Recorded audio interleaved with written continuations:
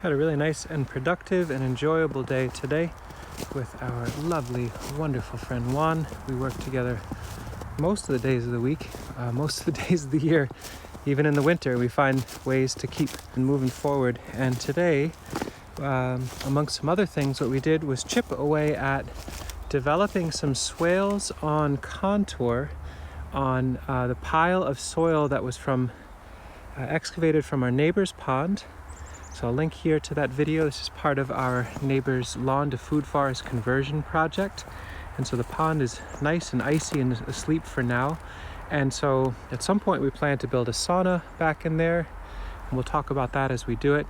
But we thought we'd take this lump, this somewhat smoothed out graded lump of soil from the subsoil from the pond and turn it into permanent raised beds on contour. Let me explain that flow from today. I think a lot of folks that watch this channel would already know what a swale is, so bear with me if you do. Most of you do, some of you do not, and that's great too. Swale, the idea is basically when you have terrain that is on a slope, and so this is an artificial slope because this is all soil. You imagine a massive excavator digging down in here and depositing upslope, digging and depositing, and then smoothing it out kind of, but there's so much soil that we're left with this lump. It's basically like a mini hill in the landscape. You can see it comes up, over, and then on the north side it becomes steeper. And so instead of just allowing water to sheet flow down on the north side of this and ultimately pour right into the pond, if we can dig down on a line of equal elevation, make a cut, a speed bump for water to settle, and another speed bump for the roots of trees and shrubs to occupy that space, we can hold and sink so much more water on its way to the pond. And part of this whole design was to include a rough sketch for a micro pond at the highest point in all this, which I'll talk about in a moment. So why these random waggly lines, you may ask? Very reasonable question. What we actually did was go through and measure lines of equal elevation. In other words, we drew out a dotted line that was level into this space. The way we did that was we built an A-frame, and you can get as complex as you want. You can get a laser level, all these other things, but an A-frame is basically three simple pieces of wood that are formed together roughly in the shape of an uppercase letter A. And what you need to do, the two uprights don't matter much at all. The horizontal bar that will show you level when you put a level on it needs to be level when you level it. And so we found a level surface in our garage, a sheet metal or a stainless steel table. The level was level there, found level across that. And so basically now have a tool that we can put one side in one place, or one leg on one place, mark it with a little bit of crushed charcoal, basically a dot in the landscape, a sketch. And then 3 feet later, it could be 4 feet, 6 feet, depends on the level of resolution you want. Ours is 3 feet.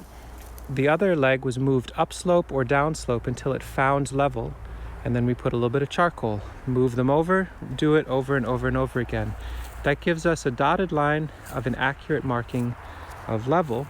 And then we can fill that dotted line in with compost to make a more intense charcoal sketch, so to speak, a dark line. And then we can smooth that out with broad fork and shovel work. You can see this could have been a little bit more extreme, but we took it a bit more gentle, kind of rounded it over a little. But now when rain flows down this slope and hits this channel, it should distribute equally through all of it. Spillways and all that kind of stuff remains to be developed, but that can happen later. And so that describes this strange, double bed scenario. We left some room here and we allowed for some space. We might dig this out and do some more wet things in there or a little herbaceous, but we imagine on the southern side this being something more like a gumi and a sea berry. Since it's very poor subsoil in here, we'll need to have some real nitrogen fixers, and those are both beautiful and also productive medicinal plants. They may cast some shade down. Along here we may do something more like a honeyberry and a currant as it gets a little bit wetter and a little bit shadier, cast from those characters from the south. And that will help flank a walkway in here that eventually will have another bed measured on contour that will have herbaceous medicinal plants, artemisia and sages and bronze fennel, that can be used for a sauna that exists in the space. So the sauna can happen, we can dive in the water, we can smack each other with sage and the like, but that's another layer. But these sketches now, it's a great opportunity to do some work on a snowy day. The ground is not yet completely frozen. It's a little crusty on the top, but we can still get in there. And so we can make headway, start shaping these spaces. And when we get to spring, we can move so quickly to plant trees in here. Since we know we're going to be building a sauna, we're going to be setting black locust posts. It's an opportunity to harvest stones. So we threw these in a pile. These will all be used with a ramrod to pack in the posts, so we don't have to use any concrete. The really large ones will be used as thermal buffering, thermal batterying around whatever stove we end up using in the sauna to hold the heat. And if we can find non-shale rocks, there should be some old river rocks in here somewhere. Yeah, something like that. It's less of a shale and more permanent. We could use these on top for steam.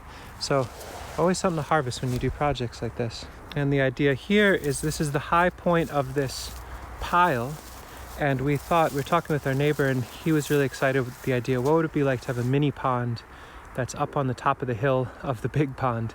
And I love it. So Juan and I went through, sketched it with charcoal. Since we make a lot of it in the wood stove, it's a great way to draw on the landscape, literally charcoal sketching the landscape. And then we made pocks of dotted lines to demarcate what we could imagine the edge of a little hand-dug pond to look like. And the nice thing is we're not in a rush.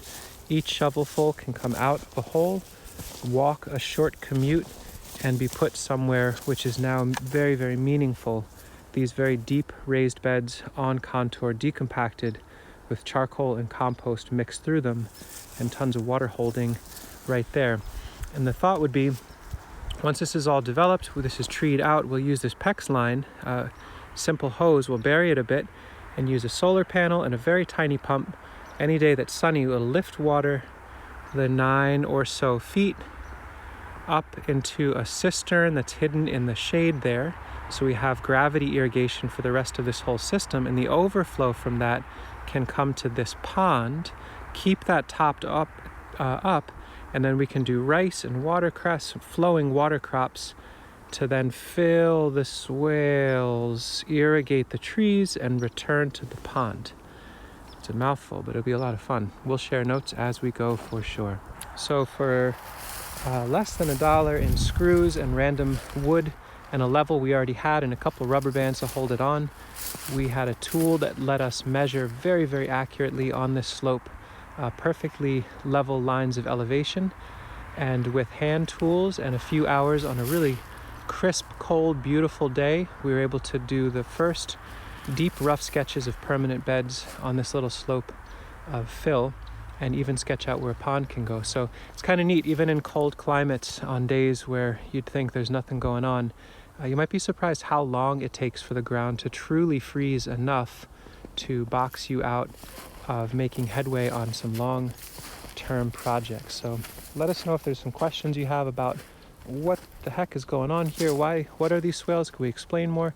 And maybe for those of you in the comments that really understand swales, take some time, read through some of the questions, and you can answer too. So let's have some dialogue and get folks empowered in hilly, undulating, modulating territory, how to use low-tech and hand tools to make permanent raised beds that hold, spread, and sink water in beautiful ways without having to go to like complex courses to learn how to do it. We all can do this for sure.